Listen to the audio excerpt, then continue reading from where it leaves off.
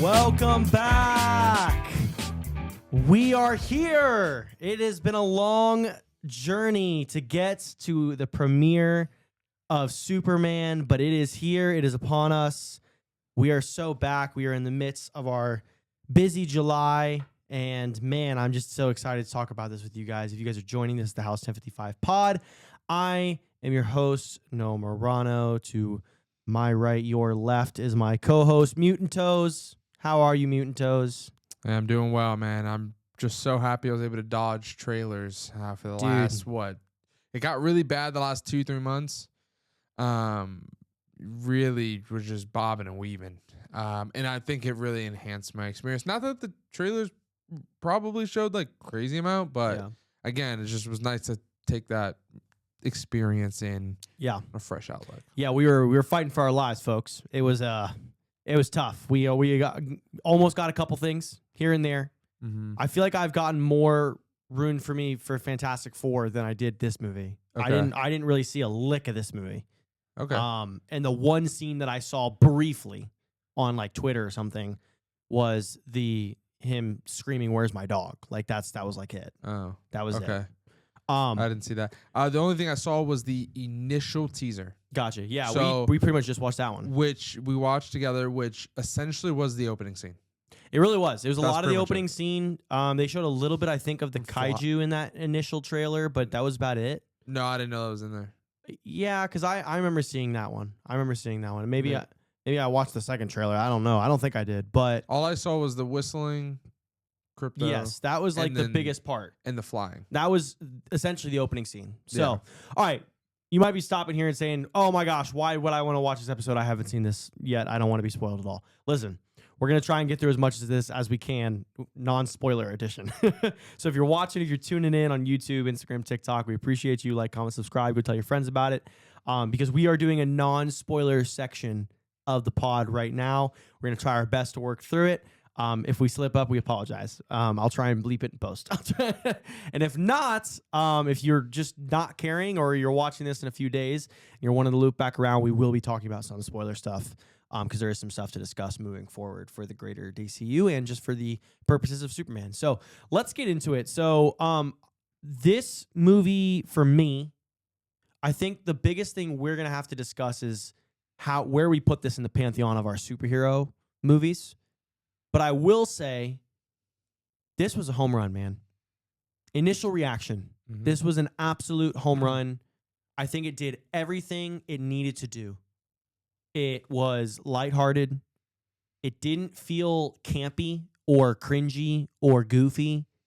There's some moments where sure, like you're like, okay, but like, really? But all in all, it felt like a comic book on the screen. And that's like how I'm going to go throughout a lot of this like review. And that's how I'm going to judge it.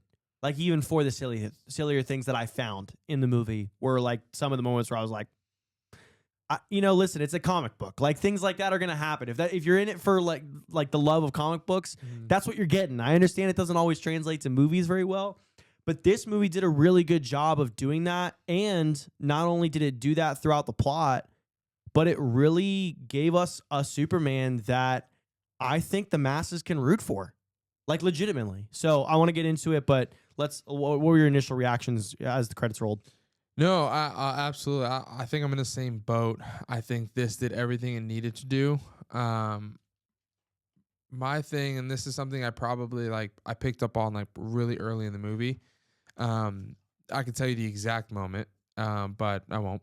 But a certain part in the movie where it's like, okay, as I'm taking this in, I'm immediately going to have to, moving forward, shift the way I view DC Studios, especially if this is like obviously James Gunn's first product and like everything else is going to be of James Gunn DC Universe. I can't look at it in the same light as Marvel. Yeah. And that's something I realized really quick, and I think that allowed me to enjoy the movie infinitely more. Gotcha. Right? This movie, like you said, feels like a comic book movie to where I feel like Marvel movies are just really grounded. I agree. And everything in the Marvel movie kind of like it has to kind of makes sense. Yeah. Like it just does, because the characters that we're dealing with, for the most part are human. Yeah. Or human-esque. And everything just in the MCU just there needs to be a grounded, at least of where we are now. Mhm. Obviously when we get into the celestial stuff, like we can expand a little bit, but right now just everything needs to feel grounded. I felt like with this movie and future products, like I don't want that. Yeah. I want to feel like these heroes are like super overpowered. Yeah. I want to see, I want to see friends. I want to see, I want to see like the power scaling. I want to see like the really cool stuff, because Yeah. like DC heroes, like comic book, all the heroes that we know of, the Justice League and all that, like they're really cool. Yeah. And they can do really cool things. Yeah.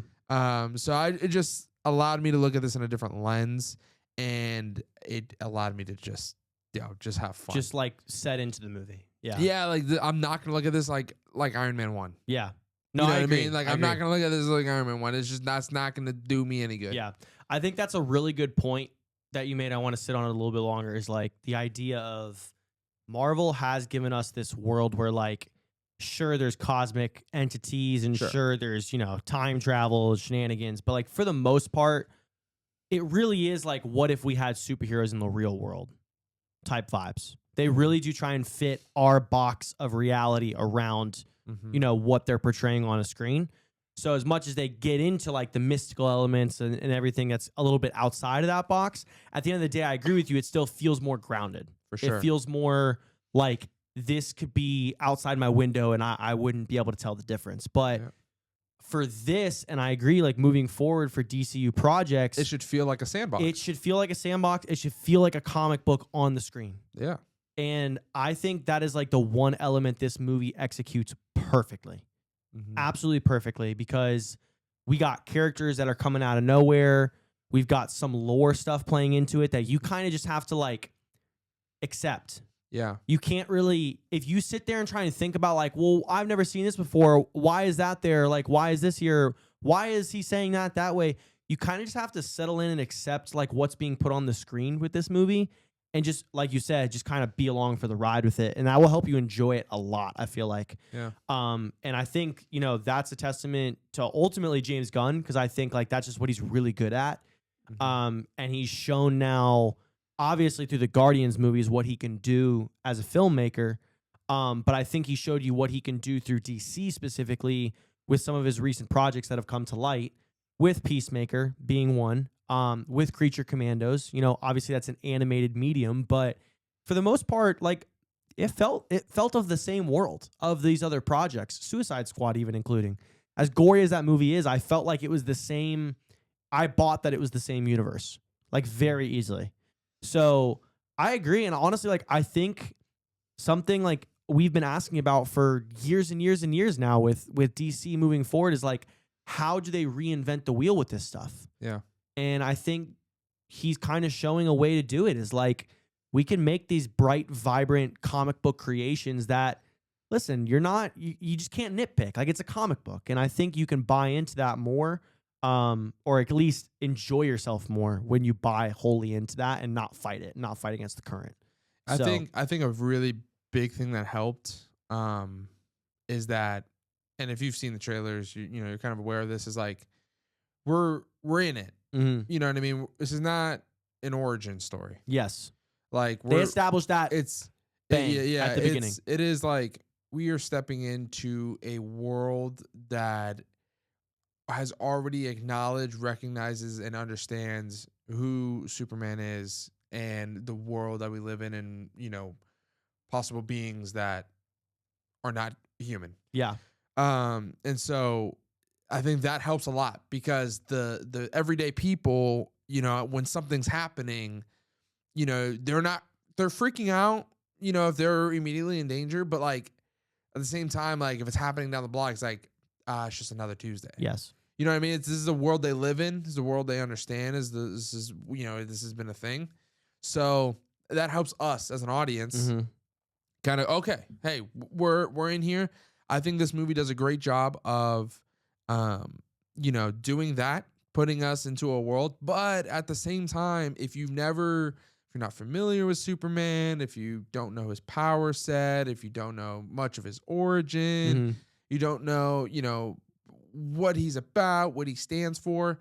The movie also does just tell you at the same. It does. It does. Sometimes it literally just tells you, Yeah, in dialogue, it just straight up tells you. And then some it shows by action. Yeah. By what he's doing or what's happening. So I think it does just a great. He balanced it just so well for people like me and you. Yeah. Who even for me, I wouldn't say my knowledge of Superman's super vast, but I am very familiar with the character and I know his powers and stuff like that. But also for those who are like, I've never watched this. I just want to watch a fun movie. I completely agree. They could be like, oh, okay, so this guy does this, and this is why he's doing it, and this is what he can do. Cool. I'm not gonna lie. If you got into MCU like a while ago and were never a comic book reader, but you love the MCU and you know nothing about DC, I think you're gonna have a very easy time jumping into this. Not because it's you might have a hard time because it's different than the MCU, but for your point, like I agree. I think like anybody can jump into this movie, and that's something we were kind of wondering as we heard things coming out about this movie and the characters and the plot is the overcrowded nature of it. Be with characters, be with lore. If you're not starting at the origin, how do you throw someone directly into the movie without them feeling just completely overloaded with information? You don't feel that way. At least I know it's going to be, it's hard for like us to say that because like a lot of this stuff we either hear through rumors or we just know. But I would say too, like, I mean, we brought a friend with us who knows no Superman stuff. And I mean, he had a great time. Yeah, nor does he care. Like he's not even an MCU fan, but like he's just like he's about as a casual can get. And he jumped right into it, And I'm not gonna speak totally for him, but like I feel like if you don't know anything about DC Comics, like you're gonna have a good time in this movie, and you're gonna have an easy time jumping into a world that already exists. That, like we said, it'll drop some pieces of lore, like it's going to, some very explicatively. And some just like you kind of just have to watch it and figure it out for yourself. It does leave a little bit up to the audience to figure out, which I like. That, and it also leaves some things to still be told. Because this is a universe. This is the same thing in the MCU. We're going to build towards it. So although it does tell you some lore, there's some things it leaves, out there, and that's because there's more of the story to be told. And the hope is that we get more of this stuff. So he's not going to give it all on the first page. For sure, absolutely not. And I think this movie does a great job of character building. I think this job does a great job of, laying the carpet in the sense of like kind of telling you world building, where we are, establishing motive for characters. I think the action sequences are fun. They're creative. I mean, what else? This movie, I think this movie does a fantastic job of capturing everything that Superman embodies and what he stands for. Very much so. Because in past iterations, that they've tried to retell it. Yeah, it could be murky and, it could be a little different and not the Superman that people remember reading. Yeah. But I think this Superman is like, this is what he is. Yeah. This is what he embodies. Yeah. And there's little things that like show just that extra mile of like, no, this guy is the epitome of good. There's a lot of little things up until the very end when they have like an actual like dialogue piece about it. And I agree with that. Like there's a lot of little, before you even hear him say things though at the end in his little speech that he has very briefly, you do get a lot of those little things that like show you like, hey, A, this is not the Superman you've seen before. And B, like you can relate to this guy, which for Superman as a character has been harder and harder as the years go by. And something I very much appreciated they did to this Superman, I don't even think it's like a secret, so I don't think this is a spoiler when I say this, is listen, he's not like the Superman that's just like cannot be beaten. He's vulnerable in this movie. They do it just enough while also balancing the fact that he is very clearly more powerful. But they do just enough of kind of the balancing act where you don't feel like, well, what challenge does anybody present against this guy? There's a little bit of stakes, yes. kind of. Yes. And I say that very loosely because the end of the day, we know he's Superman. Yeah. It's For sure. Superman's that guy. Yeah. Okay. But you see that growth in this movie too, though, which is cool. Where Yeah. like he originally doesn't. I guess he starts like that, but like he definitely starts off at a low point, and then we kind of get to that point later on in the movie, which I really appreciated. And I think it also sets up for future stuff. It's Mhm. like, you know, in Man of Steel, it's like, or in the Justice League, it's like, okay, when Superman shows up, the movie's over because he just obliterates everybody. Everybody. And it's just they stand zero chance Yeah. against Superman. Yeah. To where it's like, you know, even moving forward, we can continue to see that growth and Yeah. see him grow into the Superman that he probably will become. That's like super mad powerful. Yeah. But he's not there yet. Yeah. At least from what I'm gathering is that he's not, you know, this super omnipotent Superman. Yeah. Yet he's just, you know, he's still learning, Yeah. learning the ropes and stuff like that. Again, man, I mean, this movie is a great mixture of comedy. I mean, I found myself laughing a lot. Yeah.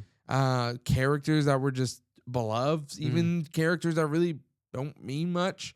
You know, I found myself still enjoying them.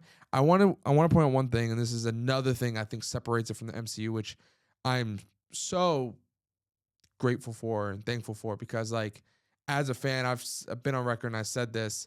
You know, when DCU has been trying to get off the ground for a while now, some people, you know, are like Team MCU, and some people are like Team DC and whatnot. But like, I'm both. Yeah. I'm just a nerd. Can I be both, please? And it's like, I would love that I can consume MCU and I can follow that story and I can go along. And then when DC movies come out, I can jump into that world and do that. And like, if anything, when DCU pops off, I get double the superhero movies a year, and to me, that sounds like a W. That's a win. That's a win for me.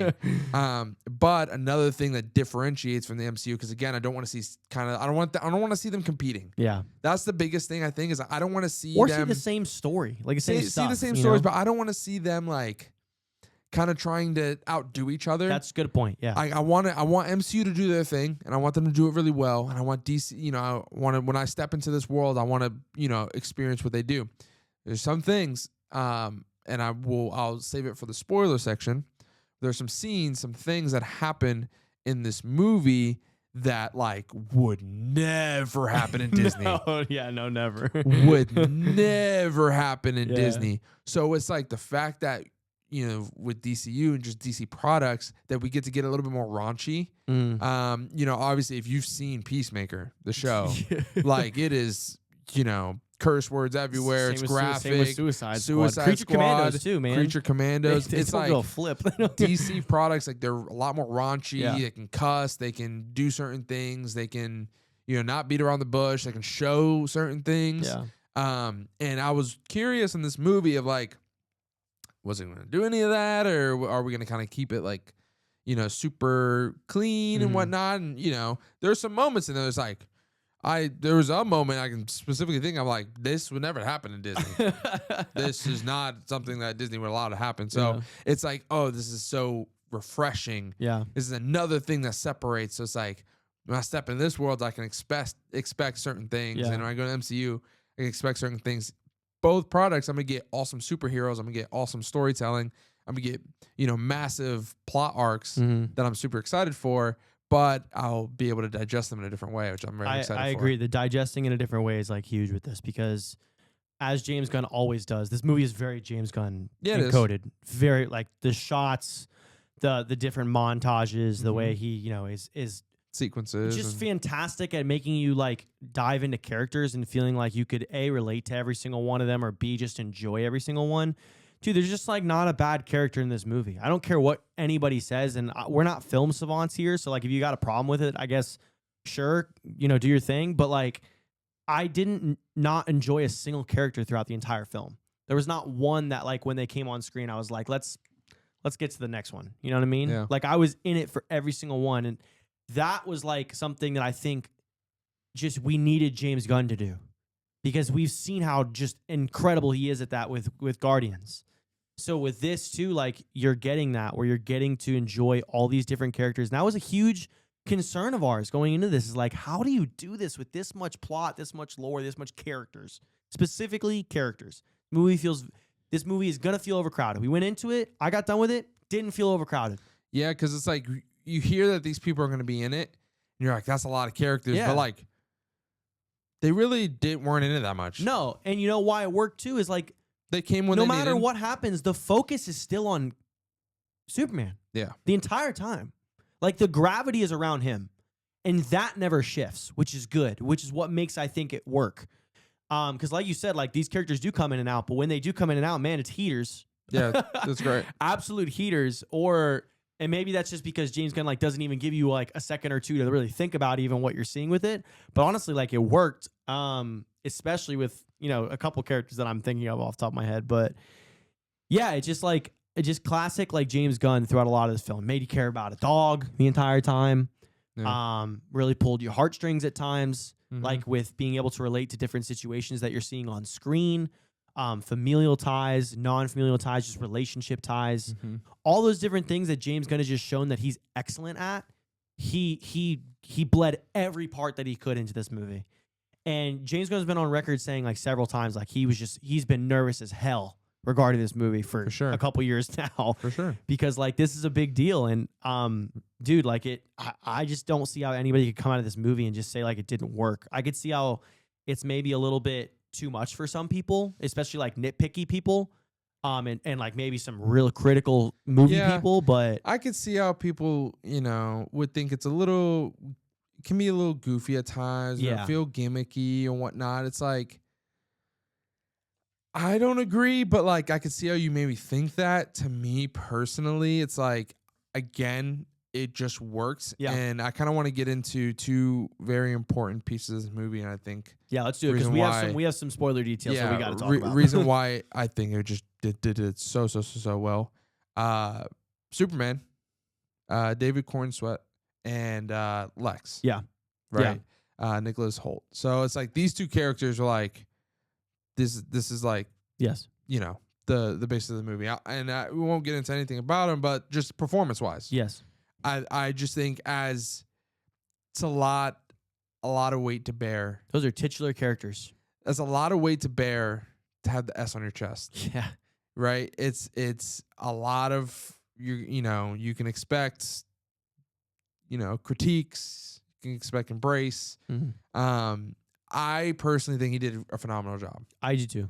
I think again this is half writing, half performance. They made a beautiful baby in this Superman. It's like I just think again he embodies everything that Superman is, and it's like it got me thinking like this is the Superman I know, right? And so it's like now moving forward, I'm thinking in my brain again as somebody who's like at least a little familiar. Oh my gosh, I cannot wait for him to interact with this character, and this character, and this character because of who he is. And again, and growing up in the comics and the animated shows, all this stuff, like Superman is always like Superman always makes situations harder because of who he is and what he embodies. Yeah. And that, goodness. Yeah. And, while other characters want to do things one way, that would be a lot easier, but would require people getting hurt. It always ties back to, Superman's like, I'm not going to do that. And nobody can really say anything because he's Superman. Yeah. He is an alpha, alpha guy. So, I just think he embodied that really well. And again, thinking forward to like, watching him interact with all these characters that DCU will eventually kind of bring into the fold is going to be really, really fun. Seeing how he already did it with the few characters we got in this film is enough proof for me. Like, legitimately, I agree, man. This is Superman. Like, this is our Superman. Make no mistake about it. I don't care what any critique says online. This guy will be our Superman for the next 20 years if this goes right. And I'm excited about that because I think he absolutely embodied it. Like you said, I think he embodies the Clark Kent role of it very well. He does. But also, like, to be honest, we don't really get much Clark Kent in this movie, which is not a bad thing because we need to establish Superman first. For sure. And he does a lot of just like heavy lifting. Like I understand there was a lot of good plot behind him, there was a good script behind him as well. But the nuances in which he plays the character, this is just not your Henry Cavill Superman. And I love Henry Cavill Superman. I do love Henry Cavill Superman as well. This is very different. Very different. In a very like refreshing, wholehearted way, which was their whole goal to begin with. And what a lot of people's critique of Henry is it wasn't that. Yeah. And he does a good job of bringing that into it. Henry felt like an alien. Yes. Yes. You know what I mean? That's a great way of saying it. This David feels like a human. Yes. You know what I mean? And it's like, while Superman is both, the whole character, and this is not a spoiler, this is Superman as a character it's his human side that makes him great. It makes him Superman. And so that's a big parallel between the two. Again, love Henry Cavill. Love Man of Steel, personally. But this guy's like, this guy. Last thing I want to touch on him real quick. A lot of discourse early about the suit. Dude. I liked it. It looked great. He looked good in it. They gave you a real good shot of it immediately. Yeah. Like really quick. The opening scene I can just remember, and I won't give it away. It just was bright. Yes. Yeah. And it's the contrast of the scene and with the setting, but it just was like, I remember just looking over and be like, wow, that's bright. Yeah. It's boom, it's in your face. It pops. But as the movie went on, it's like, I really did not even think twice about it. No. It was very detailed. It felt a little bit loose, which I thought was interesting. Okay. There's a scene early on where like Crypto's kind of grabbing it from him, and you can see that it's not like a skin tight like a rip shirt. Henry Cavill's was the thing is airtight. like he has like a suction cup to his body. Yeah, bro. That thing was like, what is it? Iron Man's nanotech. Yeah. But like that kind of subtle difference in the detail, I think, really helps emphasize that point of like, listen, he is human. Like, dude, we're not gonna wear tights all the time. Like, that's really uncomfy. Like, we're all for practicality here, but come on. But no, I agree. Like, the suit looked really good out the gate.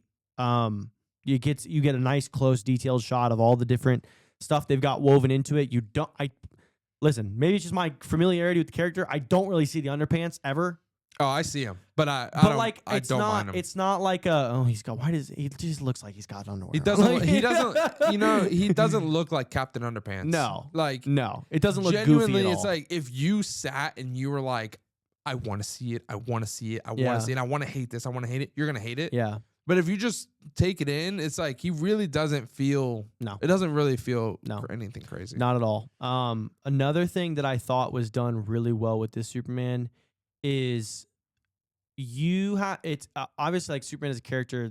The reason it's so hard to relate to him, I think, as more and more time passes, is like how critical kind of society is nowadays and how negative it is.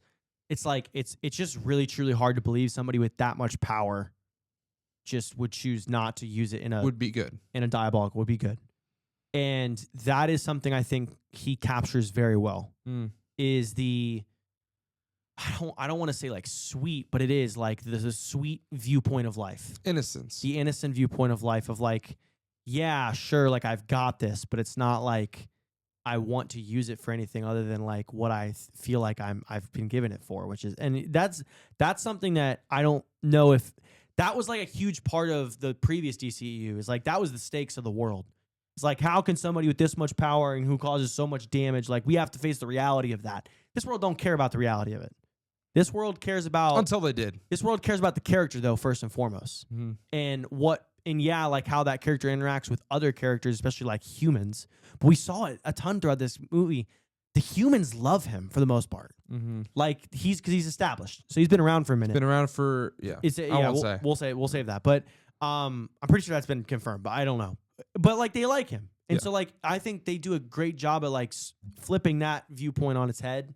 Because like you said, moving forward, like this is somebody I feel like we can build around. Like this is a finding a LeBron. This is a franchise guy. Yeah, this is a franchise guy. This is the reason Superman was MVP in our IP draft for sure. This is the 03 draft where the Cleveland Cavaliers they got LeBron. We just got LeBron. All right, so listen, we've gone 30 minutes now. I hope you guys enjoyed that a lot.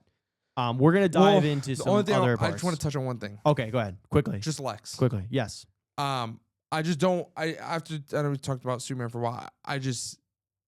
His contrast in the movie, I just think also needs to just get a little bit of love. Phenomenal job. Yeah. Does just such a great job of, I think he's a top villain, and I'll get into that in the second half of the episode. Yeah. I just loved everything it was about. I love he stood on business, he carried the same energy, and I think his performance was really, really good. It made Superman look better. Yeah, I agree. Like, there's there's a thing in the WWE world where it's like, there's typically heels and babyface. Yeah. Good guy or bad guys and good guys. Yeah. And, when you get up to the penultimate, thing that you're building up to in the business, it's the sole job of the bad guy is to make the good guy look really good. Yeah. Yeah. And I think they did that so well here, where their villain made Superman look that much better, that much cooler, made, and I just think, again, it just did a phenomenal job. I just want to give him his flowers. No, he did. On this side. And I know we'll go into it more in the second half, but he needed to get his flowers. There's a lot of characters where this could have gone a very different way if it was not done very properly. Nicholas Hoult obviously has been in some real acting roles. Yeah, for sure. But yeah, I agree. He nailed this. He was pulling shades of old timey Lex Luthor's, but he was also giving it a new twist where he never really felt menacing or intimidating, but he felt dangerous. For sure. The entire time he felt very dangerous. For sure. And he felt like a real threat. Legitimately, there was a real threat in this movie where you feel man, he's doing a good job here. He's doing a little bit too good of a job here. Yeah. And so I agree. His performance was A+. The last thing I'll say is the thing about villains is some spiral so bad and they don't really realize it. I think what made him more dangerous was how aware he was. He's very aware. He knows every move he's making. And he knows how diabolical it is. Yes. He doesn't and he care. doubles down. He doubles down. He not only doubles down, he tripled down. You Nico Harrison this shit, bro. No, he quadrupled down. He said, I am here. I don't like you. You don't like me. We're getting on with it. I don't care what anybody says. Yeah. Just fantastic job. And listen, we could go on and on about a lot of the characters in this film. Fantastic. But this is the part of the pod where we are going to get into some more details of the film. So... yeah, so let's go ahead and get into the spoiler section. Yep.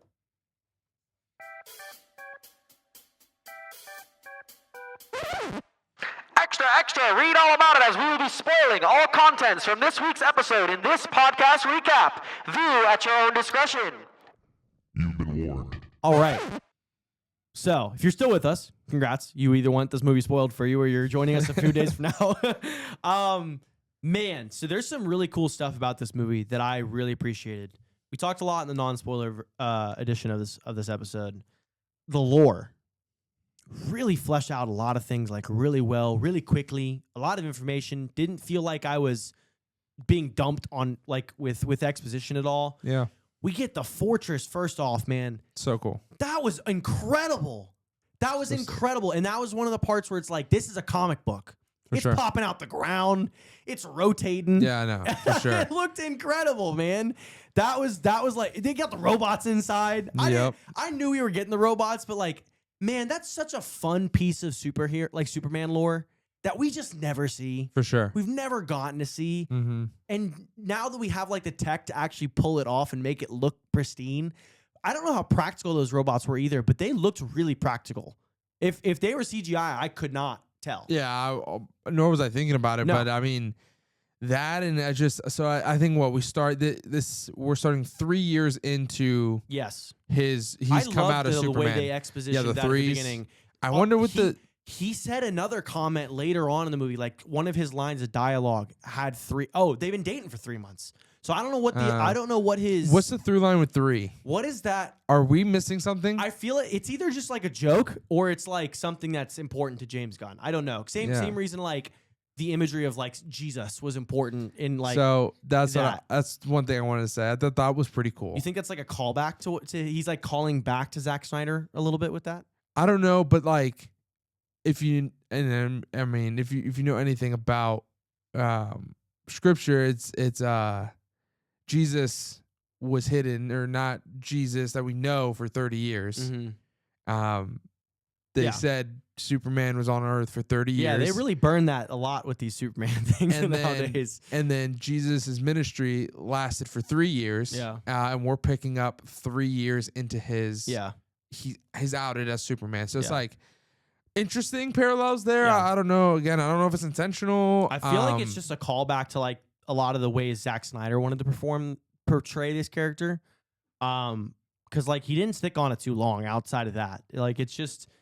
It's real brief at the beginning, but I really liked it because it's first off, metahuman's been around for 300 years. That was kind of crazy to read. Yeah. To start.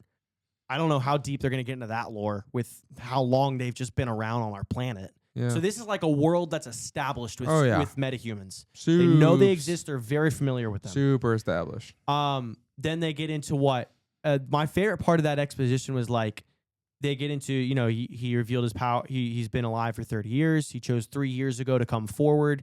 He's known as the strongest metahuman. Like he out the gate, everybody knows this guy is the dude. He's the strongest one we've ever seen.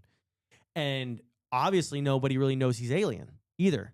They call him a metahuman at the beginning, and they kind of find out later throughout. Well, I mean, he says he's been very honest about his alien, you know, like heritage, but you know, no, they know he's an alien. I guess they do know he's an alien. So, but anyways, they say 3 hours ago he lost his first fight. Yeah, I thought that's, hold on. First of all, 3 years undefeated. That's That's kind of MVP. That's pretty dope. MVP. That's a great opening line. Hey, 3 hours ago, Superman lost his very first battle. Here's where we're jumping into the story. He got cooked. Got cooked. Very interesting too, because like obviously James Gunn is like, we don't want to create a Superman that feels like he can't be beaten. They do a very good job at that. They show him bruised, they show him battered, they show him beaten. Several points throughout this film, he looks like he's hurting.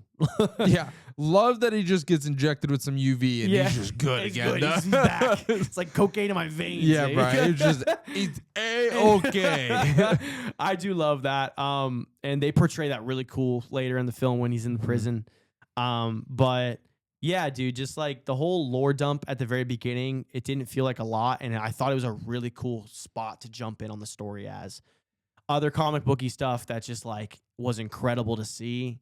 The other heroes like all looked fantastic. Never felt overwhelming. The kaiju didn't even really feel that difficult to swallow as a pill. As like I know people like, especially like cinema people are like, oh my god, you threw a big CGI kaiju on the screen. Why'd you do that? I hate that point of view, but like it was there. It didn't look that bad at all. The way it's introduced is very funny. The comic elements of this movie are fantastic. So many good ones. Main one being probably Guy Gardner. Which, great. man, we said this after the film was done. We were like, this could have gone very poorly. Oh, yeah. Everything could have fell flat. Very poorly. I mean, his character could have fell flat, and that would have, I'm not going to lie, that would have hurt the movie a lot. It would have very much hurt the movie because he's a huge comic relief, as well as Superman is, too. Let's not mistake that. I agree. But his jokes had landed every single time for me. Oh, my gosh. He was hysterical throughout the cocky, self-proclaimed leader.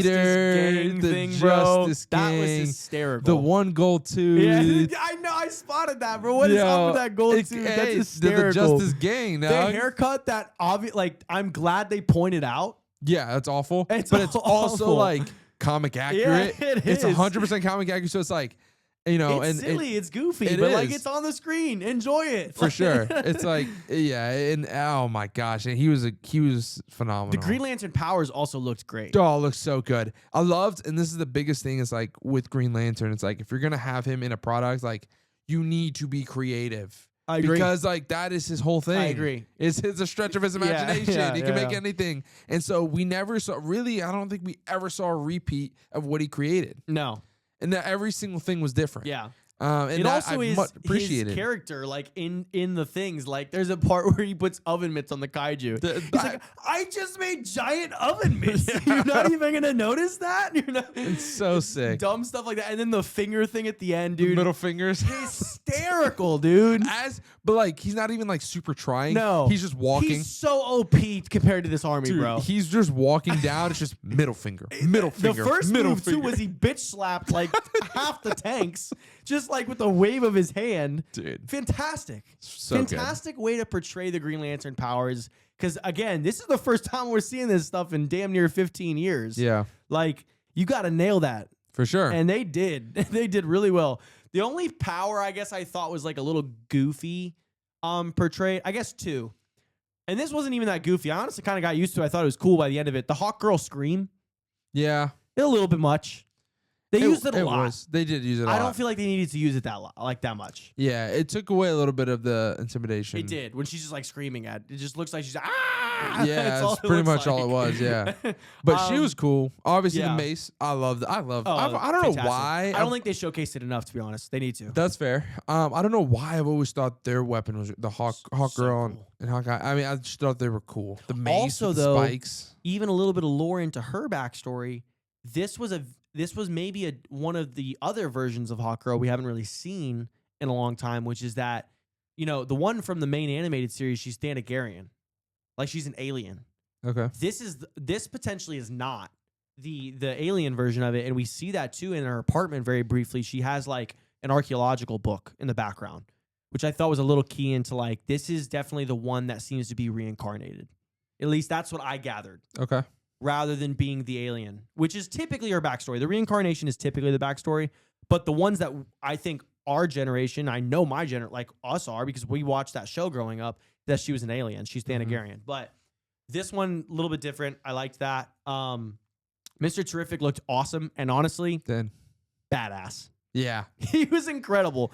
If you had to ask me, though, like, which of the three of them I thought was, like, the shining star, I kind of want to, as funny as Guy was, Probably Mr. Terrific. kind of got to give it to Mr. Terrific. Yeah. I think I'd agree. I think he just portrayed. Listen, I don't know how much anybody really knows about Mr. Terrific. I mean, if you are into DC, then you probably know a lot about him. But he is like up there, like smartest people ever. Yeah. But he also just has like no emotion. Mm-hmm. And I think that combination is always funny. Yeah.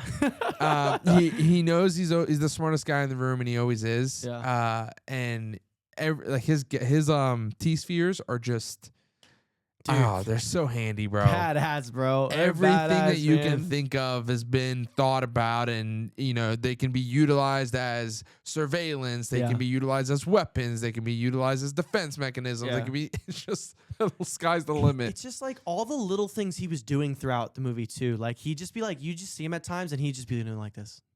And you're like, what is he doing? But he's doing something. He's like calculating something. He's doing something through his spheres. He can literally control his, like, he's literally like projecting basically his sight and mind through his spheres. Which that was wild. Wild stuff. He's using it to like pick himself up and pull himself around. Sick. I mean, dude, and then he's also got the hands. He easily discards a group of 50 to 75 people, half of them being in mech suits. Yeah, just don't matter. Rinsed them.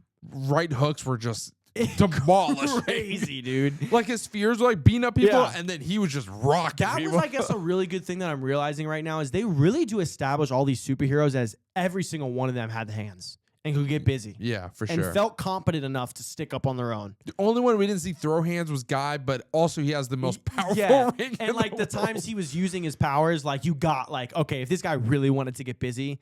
And that's the thing about Guy too, like Green Lantern wise, he is one of the more violent Green Lanterns. You could tell. And yes. I love that they portrayed it. Yes. He's like, hey, let's go. Let's go. And they do a great job at that. But yeah, like the power of all, and then we get Element Man, Metamorpho, yeah. At some point in that, and you can even see like the raw power he has as well. Like they established in the first line is like 300 years ago, it brought in the age of gods and monsters, which is what James Gunn is like branding this first phase of DC.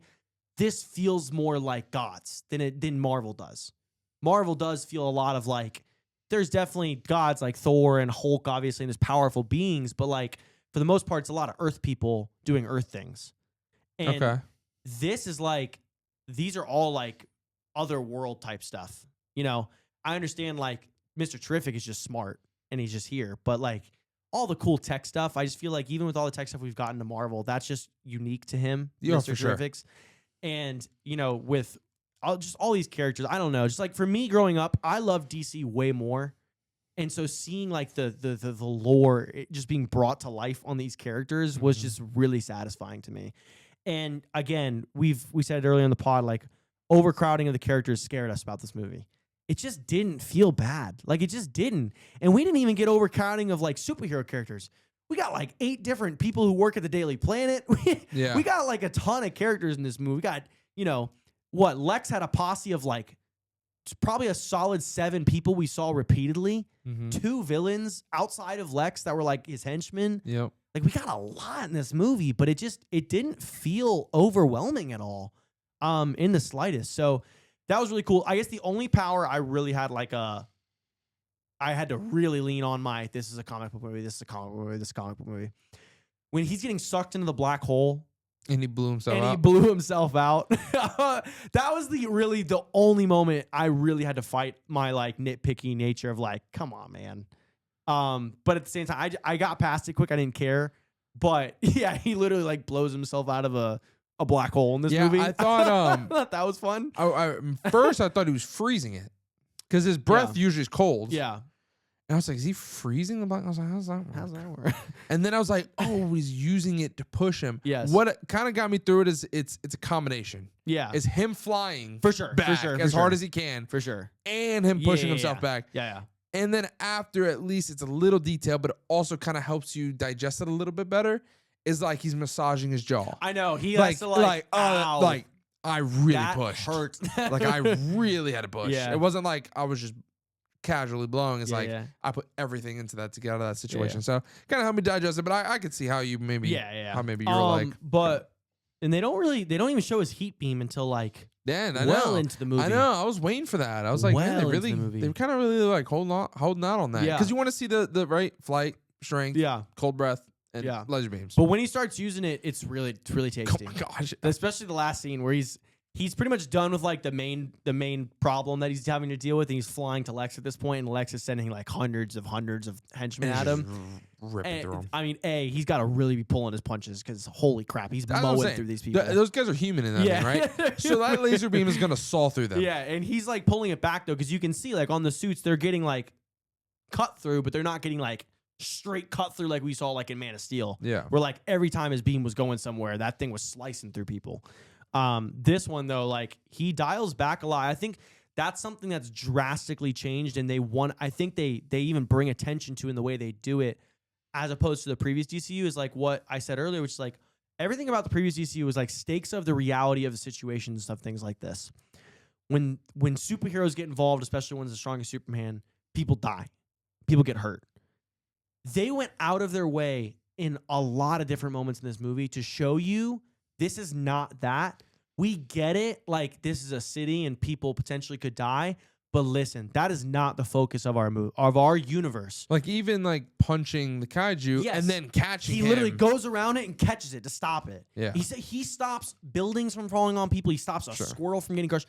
So many moments where like he's intentionally going out of his way to try and Save dial people. back the damage and save people as much as possible. I think it's more of the save people. Yeah. Because damage is gonna happen, but like that just speaks to Superman. I think Yeah. that's why this is just so different, is Yeah. because he goes out of his way to save Yeah. any living creature. Yeah. Saves a dog, saves a squirrel, saves humans. You know what I mean? It's like anything that's like in He even danger. tries to save the damn kaiju. That's true. He tries to stop them from killing the kaiju. Yeah. Which honestly, I was also like, wait, no, do we have to kill him? Yeah.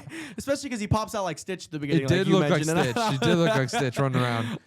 I didn't want the kaiju to die. I was sad about that. But yeah, I mean, and then another like really key part to this movie that I did not think was going to be this big.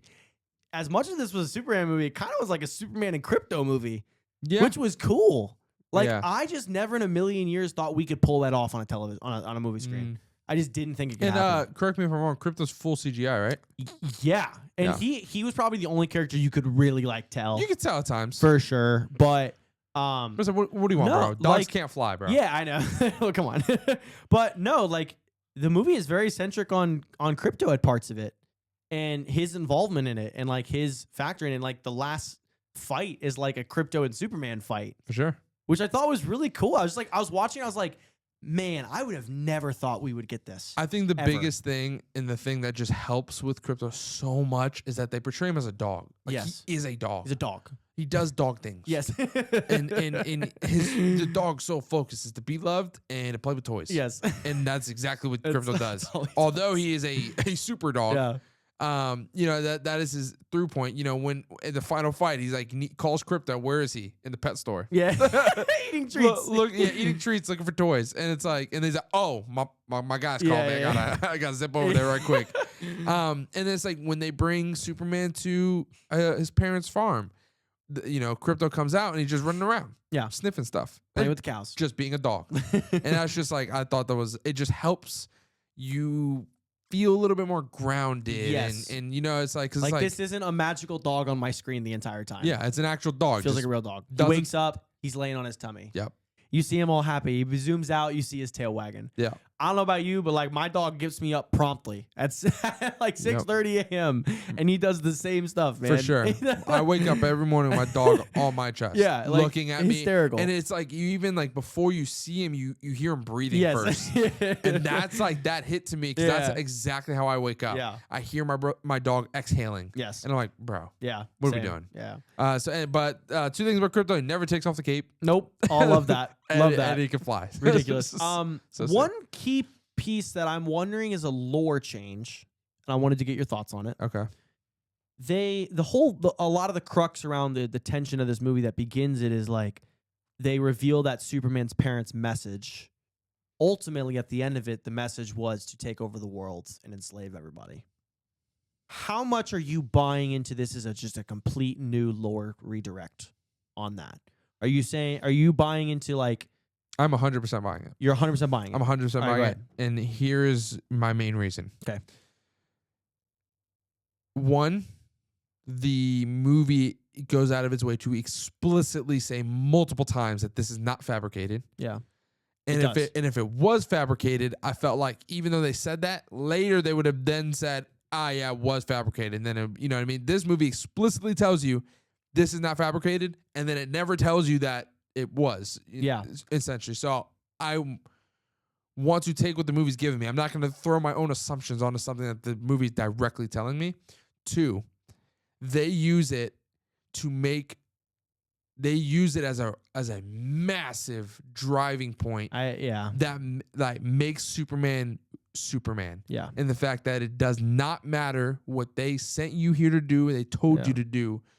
The fact that you interpreted that second half of that message without hearing it the way that you did speaks exactly who you are. Yeah. And it's like that moment, it's like, that's what makes Superman Superman. Does he have the power to enslave everybody and take over the world? 1,000,000%. None of you can do anything about it. Yeah. But he doesn't, because he is the epitome of good. Yeah. He's the epitome of hope. And that is who Superman is as a character. And I felt like they used that to really drive home the point that like he does what he does because he believes that is what is right. Yeah. I agree. I was waiting for them to like fix it the entire movie, and they didn't. And I was like, oh, so this is like something you're changing. Like this is a pretty drastic change. Yeah.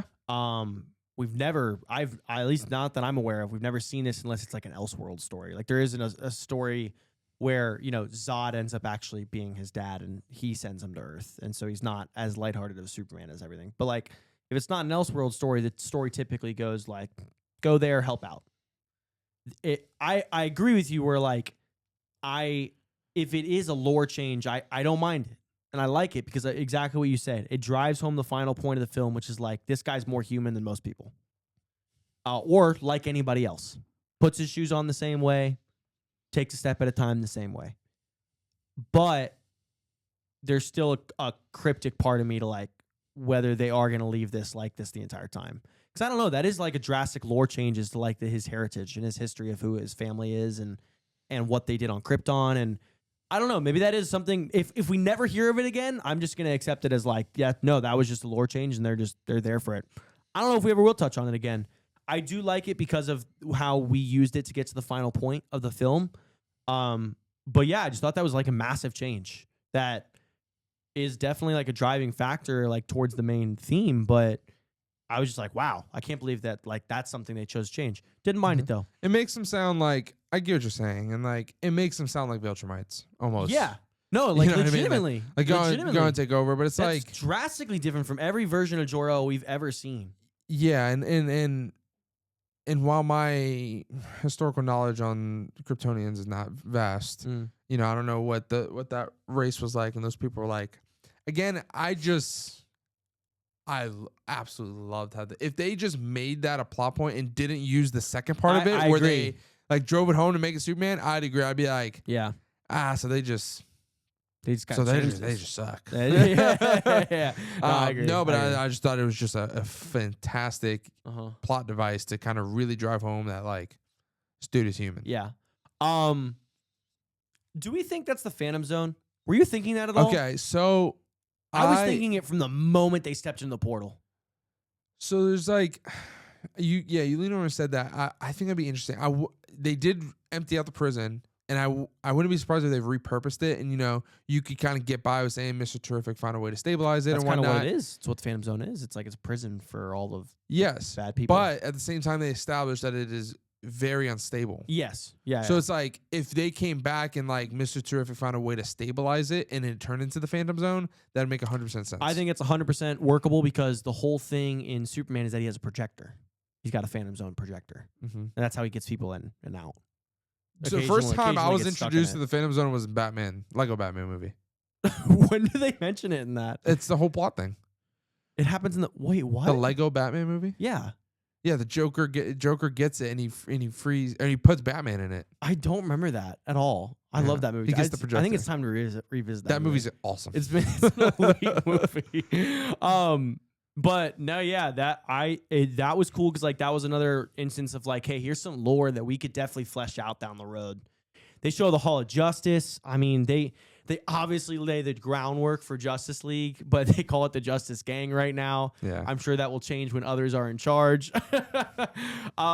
They don't do a whole lot of mentioning outside DC forces outside of that. It really is Superman lore, which I don't mind. And the way that they end the movie too, like I guess, and another one that they mentioned they dropped was they at one point, the one of the first photos we saw of Superman from this Superman was him sitting in the window, like lacing up his boots with like the weird glowy thing going on behind him. First off, I thought there was supposed to be some sort of magician lady in this movie, but I guess or maybe that was just a theory because there's the girl from Creature Commandos. Forgot her name. The purple wizard lady who was in that show. Oh. I don't remember her name. I think there was some rumors that like maybe or there was some like theories out there that, like maybe that was her or something because it's magic based. But Zatanna? No, it's not the other Zatanna. I don't remember. God, I don't remember her name. The moment you say, I'm like, yeah, no, that's her. But no, he mentions quickly that's just the dimensional imp they're working on. That was huge. Like, whoa, because that's Mr. Mxyzptlk. I don't know if that specific thing was Mr. Mxyzptlk, but the dimensional imp idea is him because he's a fifth dimensional imp. He uses magic. He's a very hard being to get rid of for Superman a lot of times. But no, I'm just so excited. You're talking about Cersei. Cersei, that's who I was talking about. Yeah. I'm just very excited to see this character moving forward. And like the way they leave off this movie, they leave it off because like even James Gunn didn't know, like, listen, if this doesn't work, like we're not getting a full fleshed out universe. So he leaves it out in a way that can be wrapped up. That is wrapped up. But very still open to like if they wanted to add on more to this, they can. I don't see any world in which this doesn't get fleshed out more. Yeah, I wouldn't even be surprised if like that's not going to be the DCU's thing is leaving crumbs for the next movie. Like maybe they just wrap up every movie like this. Another way to not do the Marvel MCU. thing. Exactly. Yep. Another way to separate yourself from the MCU. Like don't do because like MCU's gotten in trouble. Like they've promised projects or hinted at projects that got canceled and didn't work. And they've been on a cold streak with those so far. Exactly. So it's like maybe they don't. Maybe they're like, hey, you find out the next movie when it comes out, bro. Yeah. Like don't worry about what's next. If you want to wait to the end of the credits, there's gonna be a funny joke there. But outside of that. There's gonna be like don't expect anything more to come from it. And maybe that's what they do, or honestly, or maybe they like, do the MCU. I'm cool with it. I personally like as much as I love those scenes. I hate sitting through credits. I hate it. I've always hated it. Sure.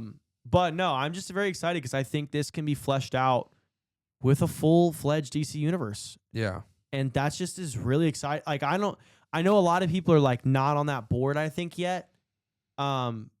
Because like the DC is new to them because they're just so Marvel heavy familiar, especially because like Marvel created this whole culture of new fans that just don't know anything about the comics. Yeah. Or they've been lightly diving into the comics, but they don't care about DC Comics right now. For sure. And it's like, honestly, it's like too, it's like as MCU is like so popular, but it's like before the MCU, like when it came to comics, DC reigns. Even still today, dude. Like DC Comics, like but them. But MCU when the moment MCU created, Marvel jumped DC 1,000% with the MCU, the popularity, 1,000%. But before the MCU was a thing, DC was on top. Like we have Marvel. Respectfully, we have Marvel because of DC. Like these characters came first, and Superman specifically like came first. You could argue like we don't have any of this without Superman. So like. That's just what's so cool about it all is just the fact that this worked so well. It looks like it's going to make a butt ton of money. So far, I hope it critics does. love it. Yeah. Like, so far, critics really like it. Yeah. And I'm sure the fan response, I haven't seen too much about it on Twitter yet because, like, we just got out of we got the just early got screening. out of seeing it, and we got the early screening. So, like, Yeah, we're seeing it 3 days. 2 days technically because it's come out on Thursday. Thursdays the So. comes out. So we're seeing it 2 days before the actual premiere. So Yeah. we're able to see it early. So there is no audience score or anything like that. Yeah. But the critics, it debuted at a 91%. Yeah, it's down, I just checked it. It was down to like 86, but like I'll read you this is Rotten Tomatoes. So like take this as you will. I know some people don't like it. There's definitely reasons to like. There's reasons to pay attention to I'm this. on the I hate For Rotten sure. Tomatoes. But you know, when 86 still is like, it's incredible. yeah, it's not bad. That's incredible. Like, listen, especially you know why it's even more incredible. It's gonna get more people to go see the freaking movie. Mm-hmm. That audience score is going to be high. Oh my god, it's gonna be. It's gotta be. It's gonna I be. can't imagine a world where it's not. It's but upper 90s. The critic consensus was pulling off the heroic feat of fleshing out a dynamic new world while putting its champion's big beating heart front and center. This Superman flies high as a man of tomorrow, grounded in the here and now. I think that's a really good consensus. It's like this worked. On some level, this worked really well. And sure, there's going to be people who don't like it. I even saw like a couple articles leading up into this week about like how bad this movie was going to be and that it's trash, it's garbage. I don't think that's going to be the worldwide consensus, if I'm being completely frank. Yeah. So, I agree. I just don't know how you come out of this movie and not have a good time. No, I mean, I every legitimately aspect of don't. the movie was phenomenal. I mean, I am a big villain guy. Yeah, And so this villain, he works for me. I agree. I can't wait to see more of Lex. And it's like, I've always been mixed on Lex. yeah, Because I always think like a smart villain can sometimes be a boring villain. for sure. I was like, I'm smarter than you, and that's my advantage. Yeah. It's like, cool. Sometimes I just want to see someone absolutely beat the brakes off my hero. You know what I mean? Also, if he's too smart, you're kind of like, man, I just want to punch you in the face right now. Yeah, like, I don't. And like there's, I don't want to say different iterations, but there's Lex is a very popular Obviously, villain of yeah. Superman. And there's some times where Lex, when he gets a suit, where he goes, you know, actually does the dirty work himself. But like, Yeah. I love that this Lex was like, didn't do any of that. He was just, his thing was like, he was one step ahead, and he had these two henchmen Yeah. that, you know, that were giving Superman some issues. Did not know it was going to be Bizarro. Really? I had no idea. That theory had been floating around for a while, and Oh, even really? from set photos, because like we saw Ultraman in set photos, and I don't remember where I got it. I got it immediately because they go to the fortress in the beginning of the movie, and it opens. So I'm glad I didn't lean over and tell you that because they go to the fortress and it opens, and I was like, it's because he's clone.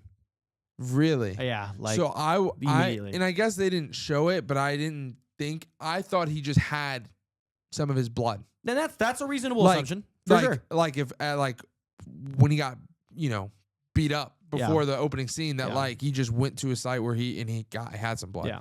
Well, also comic lore wise, Lex does create Bizarro. Yeah, so I knew Bizarro was a character. I didn't know his full, and I knew he was a clone of Superman, whatever. But I didn't get he was Bizarro until he said that's the one thing about clones is Yeah. that, you know, this one is just a dumber version of you. stupider of you. I was like, and I leaned over to you. I was like, that Bizarro? You were like, yes. I was like, whoa, Yeah. whoa. Yeah. I was. Bizarro isn't like a crazy character No. or anything like that. We did just get rid of him though. I'm interested to see if we didn't though. Dude, he's in the black hole.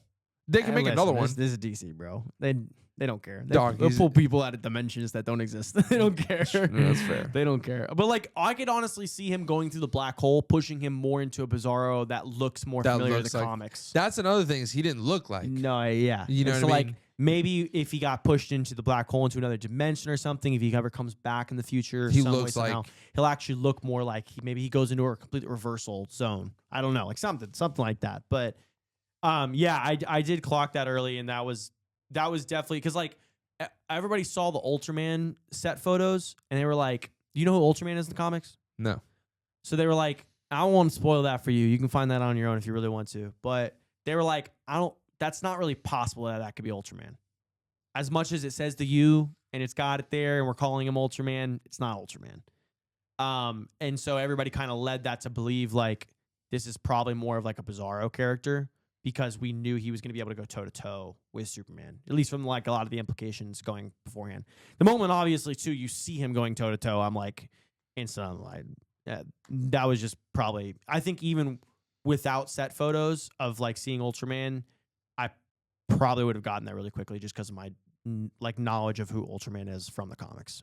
Gotcha. So, but all in all, great stuff. Yeah, Lex, you know, Lex is good. we have a conversation where he's at. Yeah. You know, Yeah. like he gave that good. Like he gave. The Are you recency talking about bias. like you have a hold on, where are you going with this? Go Like ahead. it's like we can have a conversation where he falls. In the villain hierarchy. Yeah, You had this problem with Conquest too. You want to do this again? I know, but like, could and I'm not saying top. I'm not saying Mount Rushmore. I'm not saying top 5, but I'm like, are we top 15? He needs time, but he's got promise. Are we top 15 though?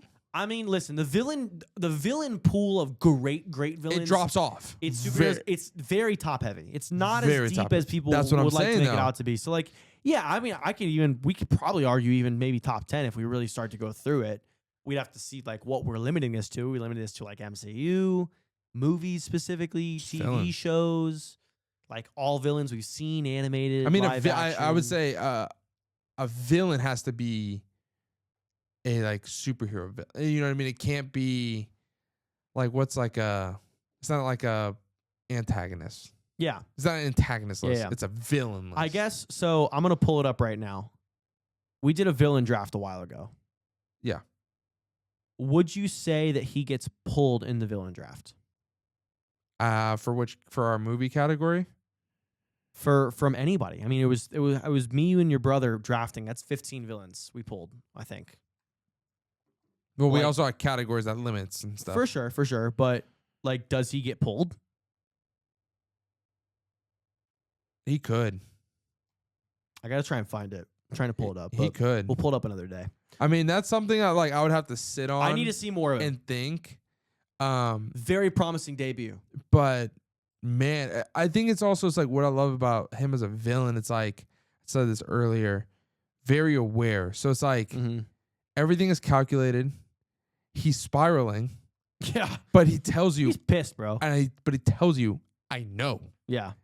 You know what I mean? And he doubles Dude, down. he has that monologue at the end where he like Yes. really reveals a lot about himself. I Yes, was like, bro. whoa, Reveals- trauma dump, bro. reveals a lot.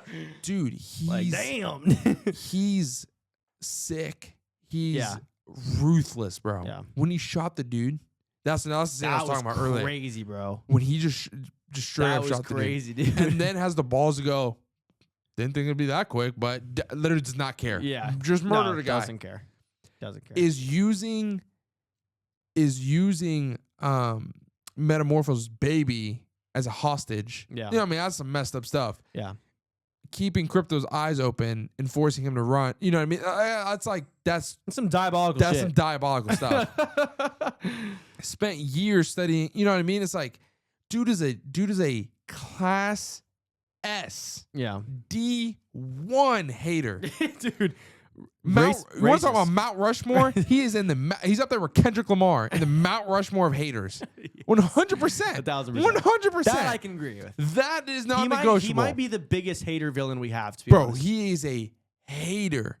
I'm talking, I hate the way that you look. I hate the way that you smile. I hate the way that you save people. Like it's incomprehensible. Yeah. How much he hates Superman. Yeah. And that is accurate to the character. That is like his whole thing. He hates Superman. Yeah. But the way he portrays, like you could just tell, man, he just hates this guy. Yeah. I agree. You get that really. He does a very good job at like portraying that. You get that Yeah, the it's entire just- time throughout it. So, Yeah, it's really good stuff, man. And the only thing I want to say about this movie as well, I thought I really enjoyed how, and again, I think when we get into superhero movies like MCU and stuff like that, there's always like a real world aspect to it, mhm.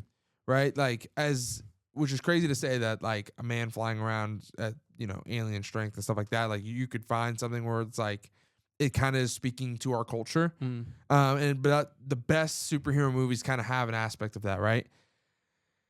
we live in a day and age where, one of the major plot points in this was weaponizing perspective and weaponizing information, right? Mhm. And so I just think that was fun or cool or good that, part of Lex's big bad plan was to weaponize information, weaponize perspective, maybe, and I wouldn't even say misinformation, because I guess technically it was true. Social media influence, though, too. Social media influence, using the monkeys to tweet That was and just another push out super comic booky part of the movie that you just kind of have to move past and accept very quickly. that he has monkeys that he controls to literally go on Twitter and just talk bad about Superman. There's definitely going to be a movie dude. critic or two that it's like is going to rip that part of the movie. But dude, I don't see Kendrick doing that. I'm telling you, Lex is up there, bro. He's up there, and so it's just, I mean, it was just so good. I mean, he did a phenomenal job, bro. Final point I have, and we really didn't talk about it at all throughout this entire pod. I don't know how we didn't.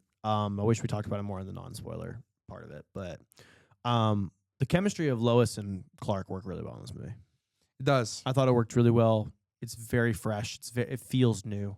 Doesn't feel like the exact same stuff we've seen. And again, we jump in and they're already dating. Yeah. They've already been dating. And Lois is like, that portrayal I thought was excellent as well. Like, we didn't really talk about that at all this pod. She did a really good job, I thought.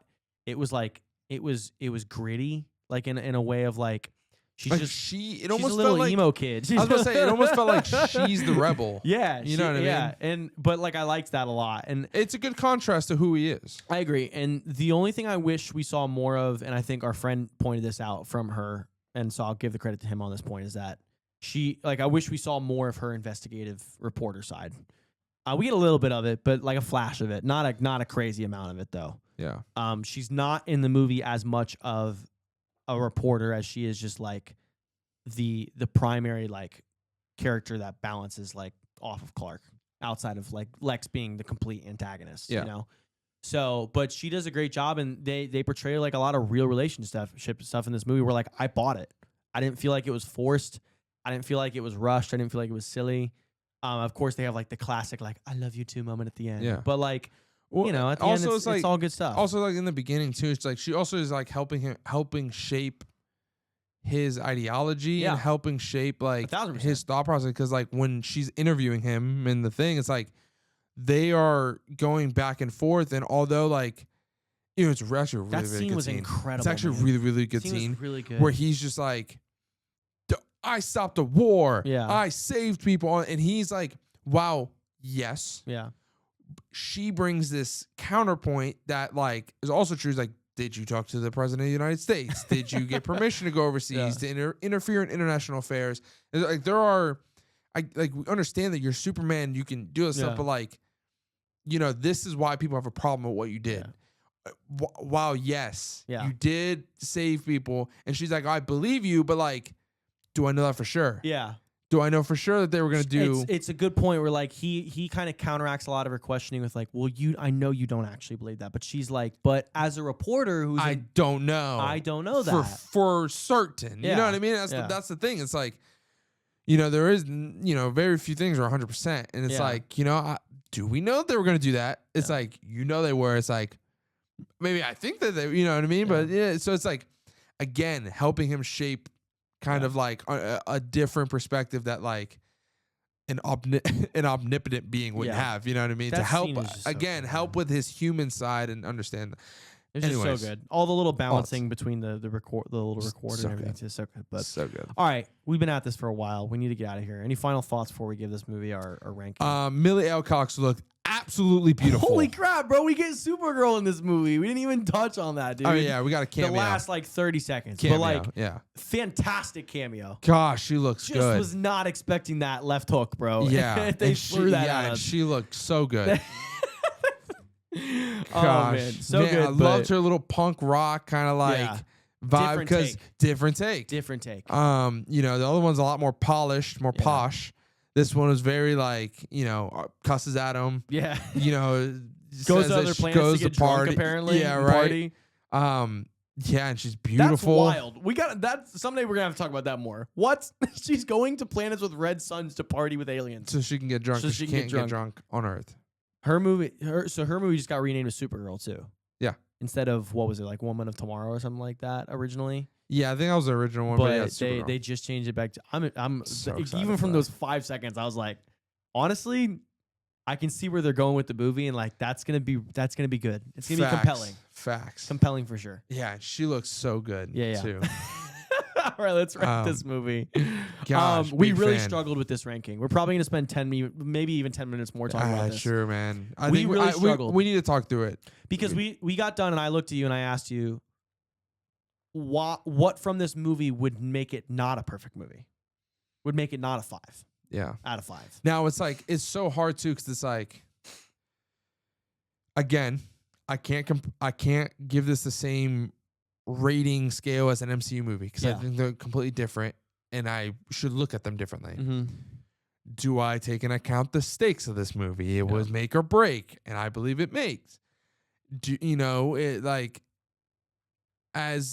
I rate this as a critic and as an action sci-fi movie? Do I rate this as a superhero movie? Do I rate this as compared to all the bad DC projects we got? Like, what do I take into account? Do I take it all into account? It's just so hard to come to a consensus rating. So I think I've just decided it's like, I just need to give it my own rating based on how the movie made me feel, how I felt everything kind of cohesively came together, character development, plot, both protagonist and antagonist, supporting cast, action. You know what I mean? Like those, like my scale is, I felt like, because all the other stuff I kind of mentioned that's what gets it murky. It's what makes it murky. I just really struggle with this because there's like these movies that I come out of where I'm like, there wasn't really anything I feel critically strong about. Wasn't anything I feel like I didn't enjoy enough. But like for some reason, like I can't rate it like a 5 out of 5 or a 10 out of 10. But like, why wouldn't I be able to? So like you said, it gets to like, well, am I rating this because of personally what I just think about it, or if I'm rating this because of like I'm trying to look at this with more of a critic's eye? And that's, I think, what you need to decide. I know. And what's tough is that because you like to be very stickler about your perfect scores. I want to be a little bit stickler about it. While I don't agree, you know what I mean? That's how you like to do it, and it's like you just have to decide that. I have absolutely zero problem giving something a 5 or a 10 if I think it is. I have zero problem with it, and I don't care. But it's like, is this, you know what I mean? But it's like, I'm also like, I don't really have any problems with it. Yeah. So why wouldn't I give it a 5? I know. Like literally, why? Why? If I would just be making stuff up. And listen, I think at some point here we probably need to go back and revisit everything that we've ranked and maybe like watch it a second time and maybe see how we're still feeling about it. I think that'd be fun. And listen, so if this needs to change, we can save it for another day. Like this is a 10 out of 10 for me. Yeah. Yeah. Like I'm still smiling about replaying the movie in my head. Yeah. It's just there's nothing I didn't enjoy. I said that to you when we ended. I was like, I asked you first, why wouldn't this be a 5 out of 5? Even though a part of me may feel like it's not a 5 out of 5, why wouldn't it be? And then I'm just like, and then I have to get to the second question, which is like, I enjoyed every part of that movie.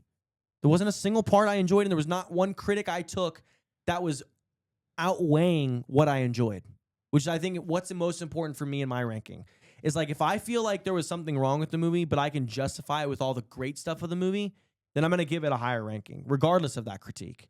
Even with this one, I didn't really like I said, I've said it a million times in this podcast, there's a million things you could in this movie be like, but again, like I bought into the comic book nature of it 5 minutes into it, and from the rest of the movie, I never questioned anything. And that was enough for me. If that's not enough for you, you're probably not going to rank this movie very high. Mm-hmm. But like for me personally, this was my favorite superhero growing up. I loved Superman. I still love Superman. And like this was just a home run to me. There wasn't a single part I didn't enjoy.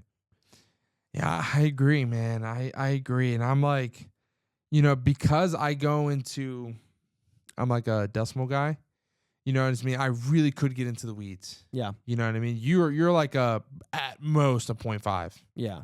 Kind of guy. And so it's like, and the same thing with like, we do Letterboxd, follow us on Letterboxd. It's hard because like it's either a 5 or 4.5. I know. And that's really hard because like Not all 4.5s are created Well, the same. I said this to you about How to Train Your Dragon. I was like, I know I said 4.5 on Letterboxd. It's actually more like a 4.95. See, that's the thing, But though. I just can't rate it. It's like I personally give the original animated a 5. yeah, Right? For me, there's absolutely no reason that this would get a different score sure. if it's a shot for shot. Again, some people have an issue with some of the characters that they don't. I personally don't agree with those issues, so therefore it Sure. kind of nullifies it. But anyways, this movie, I just don't see why. All right, I would say the only reason I give it a 9.9 is that the massive kind of turning over of the plot was that Jimmy just banged a chick and it just got got lucky that was the right chick. Sure. But That's fair. Sure. But the fact that Millie Alcox is so beautiful, I think it gives it back that 0.1 and it's at a perfect score. Back to its 10. Come on, son. Yeah. So Oh, you can all man. thank Supergirl for my 10 out of 10, 5 out of 5. Hey, listen, if you don't agree with us, bark in the comments. I don't care. Yeah, bark up a tree. We love the discourse. Drop in the comments, seriously, what you thought of this movie, whether you think our ranking is ass or not. I don't care. Really would love to hear why. James Gunn, Dude, we are fans. Good let's job. give it up to James Gunn. Come on, man. Just What a- incredible stuff. I mean, from the casting to the, oh my gosh. And the fact that I'm talking to you, James. The fact that you greenlit Batman 2 has got me excited. Come on, James. Because if you're given the green light, then I automatically got to have faith. He is now reaching to the point where, like, I'm going to just kind of have a little bit of faith in these projects. He's put out, aside from the Guardians, he's already put out 3 really good movies. And a show. Peacemaker's great, too. 2 really great shows, 2 great movies. What movies? This is his I first know one. you don't like the second Suicide Squad That's as much. James Gunn? But the second Suicide Squad is just an overall better Suicide Squad. And Is that's it James Gunn? Yes, he directed that. Okay. So that's a great movie. And This is a great Peacemaker movie. season 1. Peacemaker, he did to some extent. I don't know to what extent he's had, but I'm 90% certain he's definitely been the main guy on Peacemaker. So that He's and then definitely doing season 2. he definitely did Creature Commandos. Like that was a little pet project of his. So he's That one, yeah. in my mind, respectfully, he's 4 for 4 in the DC right now. Yeah. So I'm excited, man. I'm excited. Yeah, I'm excited to see Peacemaker season 2. Yeah. Yeah. That's gonna be Yeah. that's gonna be good. All right. Good stuff. That's it for this pod. We're so glad we got out to this screening early. Thanks, James Gunn, for inviting us to your early screening Thank at the AMC in Bradenton. Appreciate it. Brandon. Brandon, we always get the mixed one. No, you always get it mixed Yeah, up. I always get that one mixed up. Oh, man. But we're going to head out. Follow us on YouTube. Follow us on TikTok. Follow us on Instagram. Go check out and show us some love. Share with your friends. We appreciate it a lot. And until next time, we will catch you next time.